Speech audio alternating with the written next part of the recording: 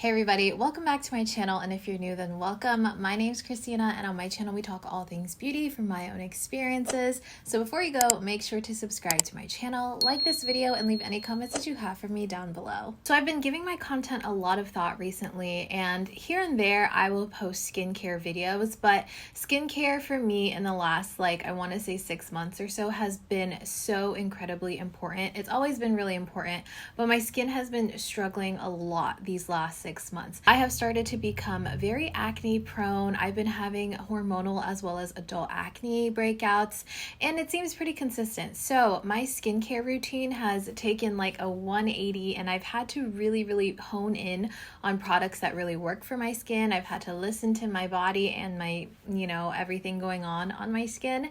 So I feel like now is a great time to take you guys on my skincare journey and start doing more videos about skincare. Today's video is actually going to be about a brand that I have been testing out for about a month and a half to 2 months respectively, and we're also working together on this video. This is about Mary&May skincare. It is a Korean skincare brand, and I've been testing out a handful of their products that are catered to my skin, and I'm going to tell you guys all of my experiences, what these products are supposed to do, and all the good stuff in case you're interested or you have skin like I do. So to start off, I want to give you guys a little bit of background on my skin type. So I do have combo normal to oily skin that is also acne prone. I have started to see a lot of adult and hormonal acne breakouts since last year, but it really started flaring up at the beginning of 2023. And since then, I have kind of been on a journey and on a hunt to find the perfect concoctions of products that will help with all of my skin concerns. I also do have a lot of hyperpigmentation, a lot of acne scarring, and that would probably be my second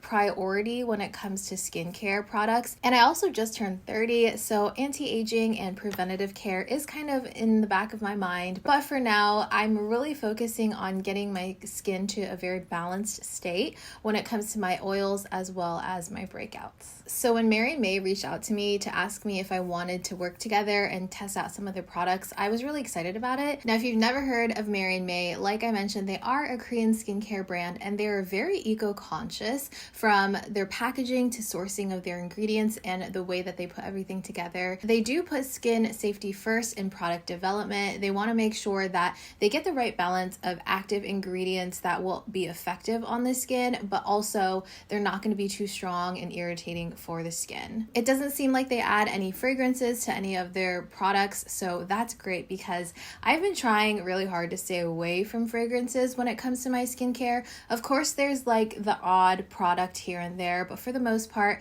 I feel like just taking fragrances out of my routine has really helped. And they don't do any sort of animal testing, and all of their studies that they've done with dermatologists have been through human skin application. I did go for their oily skin and sensitive skin set, so it does come with 6 different products that all kind of do a different thing, and they're all different steps within your skincare routine. So essentially, you only would have to use these sets of products. You wouldn't really have to go and use another one for other concerns, So I'm going to go through all of the products based on how I would use them and apply them, and give you guys the rundown on each one and then my experiences with each one. So starting off with the cleanser, we have this one. This is the vegan low pH hyaluronic gel cleanser. Mine's a little dirty because this has been in my bathroom, on my sink, and also in my shower. You're supposed to be able to use this as a makeup remover as well as just a regular cleanser. So essentially you could use this as your first cleanse and your second cleanse, but for me, I personally like to use this as my second cleanse. It does have this gel-like texture, and it is pink, so I don't know, I think it's really pretty, but when you add water to it, it becomes kind of this creamy texture versus a foamy texture. It's a little bit thicker of a cleanse, and it feels nice and creamy, and as you're working it in, it starts to kind of emulsify, and then once you wash it off, your skin actually feels really clean. I don't feel like there's any sort of residue. I have had that issue in the past with creamier type of cleansers where I just don't feel like I get a good cleanse. I almost feel like I just have a layer of whatever that cleanser was on my skin. Whenever you wash this off, it immediately gives your skin this soft feel to it. I don't feel like there's any residue. Sometimes when it comes to creamier type of cleansers, I can feel like there's a layer or a film on the skin, skin, but I feel like this completely washes off to the point where your skin almost feels like squeaky clean and it's ready for the rest of your skincare. So I don't know, I really like using this as my second cleanse because I feel like it's really thorough with taking off like all the extra stuff that's on my skin, that's been on my skin for the majority of the day. And a change that I've made recently when it comes to cleansers is that I'm only using an actual like facial cleanser at night. I read somewhere that if you have oily or acne prone skin, sometimes your skin can tend to overcompensate and try to produce more oils than it needs if you're washing it with a cleanser morning and night. So I decided to just start doing it at night, and I think it's been really helping. So this has been in my bathroom and I've been using this pretty much every day for my second cleanse, and I really like it. Next is a toner that I was really excited to start using. This is the vegan Sika Tea Tree AHA PHA blemish toner that also includes niacinamide.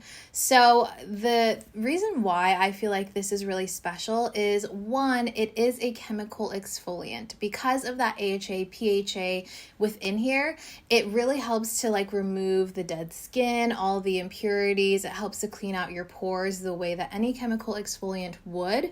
And the difference with this, if you've ever used something like Paula's Choice AHA BHA exfoliant, if that's ever been irritating to your skin, I would suggest switching over to an AHA PHA instead, because BHAs can be a little bit more aggressive on the skin than PHAs. PHAs are really good for sensitive skin because it still exfoliates and gets the skin to a more balanced, even state, but without like the harsh active ingredients within it. This is really interesting to me also because it does have that Sika tea tree, and Sika tea tree is very soothing to the skin.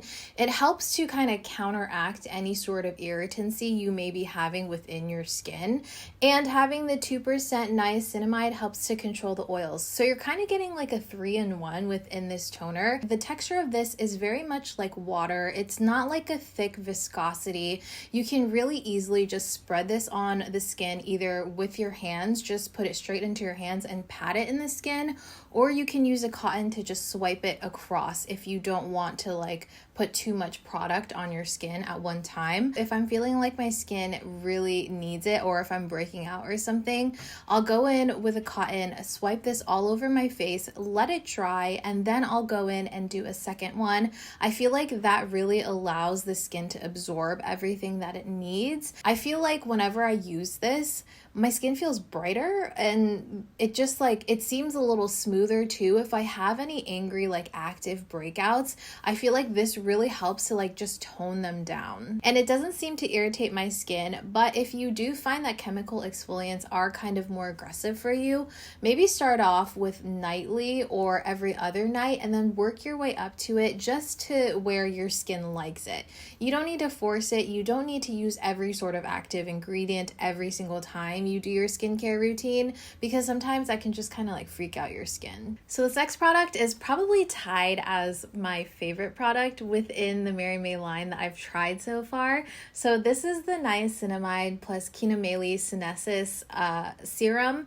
It's a brightening serum, but it does so much more than that. It's supposed to help with the production of oils, like oil control. It's supposed to help with the pores and cleansing the skin. It helps with hyperpigmentation. I mean, niacinamide basically does everything you may need if you have any sort of oils within your skin or hyperpigmentation. And Kinamali Sinensis is actually a fruit extract. It's an anti-inflammatory as well as antimicrobial extract, and it has flavonoids, tannins, and vitamin C within it, so it helps with skin texture and brightening. So again, it's another kind of like combination that just really makes sense to go together, and it just works together. I feel like this serum really helps to brighten my skin. It gives me a really nice glowy canvas. Like anything niacinamide usually will make my skin look super glass skin, like really dewy, and I love the way that niacinamide like works on my skin. But something that really stands out about this specific one is it is not sticky on the skin at all. And that is a huge thing for me because I feel like all of the niacinamide serums that I've used recently, they do leave you with kind of like that tacky finish after you apply it to the skin. You know, usually it'll like spread evenly and be really nice, but then once it dries down, if you touch the skin, it has almost this like sticky, tacky feeling, but this doesn't have that at all. And I love that. And anything like my active breakouts, once they've kind of like calmed down and they're no longer raised and active, those hyperpigmentation and acne scarring spots seem to diminish a lot faster when I'm using something like a niacinamide serum. And because it does have that chinomyli sinensis that has like vitamin C in it, it does help. If you've ever used vitamin C, it's supposed to help with brightening the skin and lightening any sort of like scarring or pigmentation that you may have. Next is that second product that may be like my top product. It is this moisturizer from Mary&May. So it's the Sensitive Soothing Gel Cream. This contains Houttania cordata, I think that's how you say it. It's 71.8%, and it also contains tea tree. So it has 9.7% of tea tree. And as we know, tea tree is supposed to be really effective as being an anti-inflammatory, also just balancing the skin and also soothing it. And Houttania cordata also helps the pores and soothing the skin. So the reason why I love this moisturizer so much is because it has that gel cream texture. And I love gel moisturizers as someone with more oily skin. I feel like sometimes with creamier moisturizers, I only like to use those at night because otherwise it can be really heavy, especially in the summertime when it is a lot hotter and more humid. And this also has something called Derma Soothing Complex. It soothes skin from external stimuli, relieves redness, and improves moisturizing functions. This I can use morning and night. It does have a little more of a creamy texture to it than a gel texture, but it absorbs like a gel. So it gives me moisture like a cream would, but it absorbs like a gel. So it's kind of like the best of both worlds. I can't tell you guys enough how much I like this. I feel like it's really soothing and almost like cooling to the touch whenever it hits my skin. If my skin is ever freaking out or going through something, I can always use this and know that it's gonna kind of like soothe my skin at the end of the day. And I love this. I feel like I've seen such an immense difference in how hydrated my skin is. It kind of like smooths over the skin really well, and I don't feel like I end up looking really greasy. It's so good. If you get anything, I would suggest the moisturizer for sure, and then the niacinamide serum if you're in the market for it. Next is an eye cream, and this is the tranexamic acid and glutathione eye cream. So this was really interesting to me. It does say on here that it's a cream that brightens the eye contour and improves uneven skin tone. Tranexamic acid actually helps to repair any darkness on the skin and any like dullness with the skin. So having it as an eye cream form, I don't know, it just made so much sense to me. This is a really, really nice texture for an eye cream. I feel like if I use eye creams, I'm kind of picky about it because I feel like it needs to be different from a moisturizer, just like a face moisturizer, you know? And this is really nice because it does have a very creamy texture to it. I don't know if you guys have ever experienced it where you have a really creamy eye cream, but you kind of have to sit there and like tap at it and rub at it forever until that like white residue kind of absorbs into the skin.